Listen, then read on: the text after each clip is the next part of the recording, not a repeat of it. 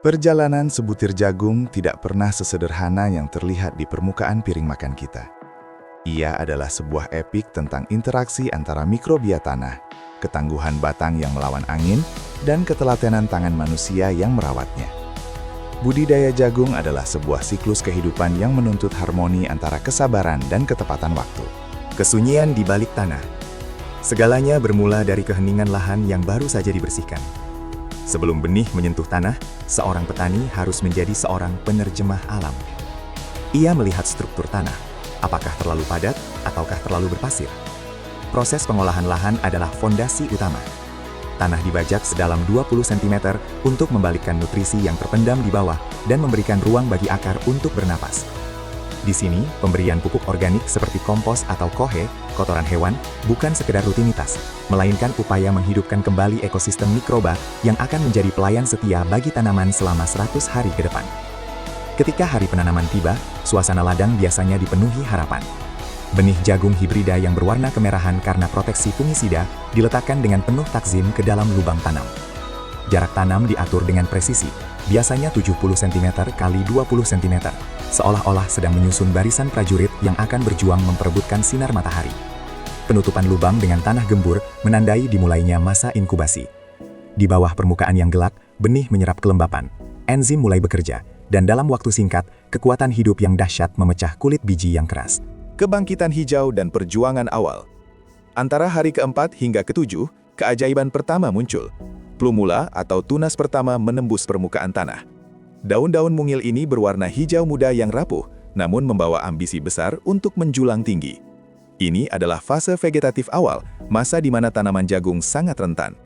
Musuh terbesar di tahap ini bukanlah cuaca, melainkan kompetitor pendiam bernama gulma. Rumput-rumput liar tumbuh lebih cepat dan berusaha mencuri jatah nitrogen dari tanah. Petani yang bijak tidak akan membiarkan tanamannya berjuang sendirian.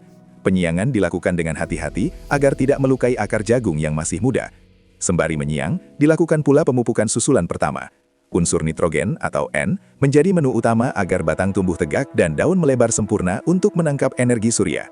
Proses fotosintesis mulai bekerja secara masif, mengubah karbon dioksida dan air menjadi energi kimia yang disimpan dalam jaringan tumbuhan.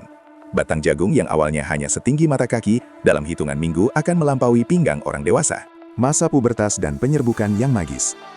Memasuki usia 45 hingga 55 hari, ladang jagung berubah menjadi hutan mini yang rimbun. Ini adalah masa generatif, atau bisa kita sebut sebagai masa pubertas tanaman. Di puncak batang, muncul bunga jantan, tasel, yang menyerupai mahkota. Sementara itu, di ketiak daun, mulai muncul tongkol muda yang dihiasi oleh ribuan helai rambut halus berwarna merah muda atau krem, yang dikenal sebagai bunga betina, silk. Setiap helai rambut jagung terhubung dengan satu calon biji di dalam tongkol. Disinilah tarian alam terjadi. Angin pagi membawa serbuk sari dari bunga jantan dan menjatuhkannya tepat di atas rambut-rambut lengket tersebut. Satu serbuk sari untuk satu rambut untuk satu biji. Keberhasilan penyerbukan ini menentukan apakah tongkol jagung akan terisi penuh atau ompong. Pada fase ini, tanaman membutuhkan air dalam jumlah maksimal. Kekeringan sedikit saja pada masa penyerbukan bisa berarti bencana bagi hasil panen nantinya. Pengisian butiran emas. Setelah penyerbukan berhasil, rambut-rambut jagung akan mengering dan berubah warna menjadi coklat tua. Di balik klobot, kulit tongkol, transformasi luar biasa sedang berlangsung. Cairan manis seperti susu mulai mengisi setiap sel biji jagung. Perlahan namun pasti, cairan itu mengental menjadi pati yang padat.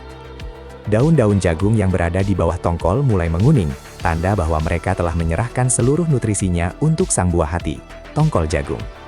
Petani harus tetap waspada terhadap serangan hama seperti ulat gerayak atau penyakit bulai yang bisa mematikan tanaman secara mendadak. Pengamatan harian menjadi kunci. Batang jagung kini sudah setinggi 2 meter, melambai-lambai di tiup angin, menyimpan rahasia tentang kekayaan yang sedang dimatangkan oleh matahari. Warna hijau tua pada daun perlahan-lahan mulai berubah menjadi warna jerami, menandakan bahwa fase pengeringan alami telah dimulai. Filosofi di balik sebutir biji. Budidaya jagung mengajarkan kita tentang siklus memberi dan menerima. Tanah memberikan nutrisi, matahari memberikan energi, dan manusia memberikan perlindungan serta kasih sayang. Hasil panen yang melimpah bukanlah sekedar keberuntungan, melainkan hasil dari ketepatan dalam mengeksekusi setiap tahapan, mulai dari pemilihan benih hingga manajemen pasca panen. Setiap tongkol jagung yang berhasil dipanen membawa cerita tentang ketahanan pangan dan kedaulatan ekonomi. Dari satu biji yang terkubur dalam sunyi, tumbuh ribuan biji yang siap menghidupi. Itulah keajaiban yang terulang setiap musim, sebuah bukti bahwa bumi akan selalu bermurah hati kepada mereka yang bersedia bekerja selaras dengan ritme alam.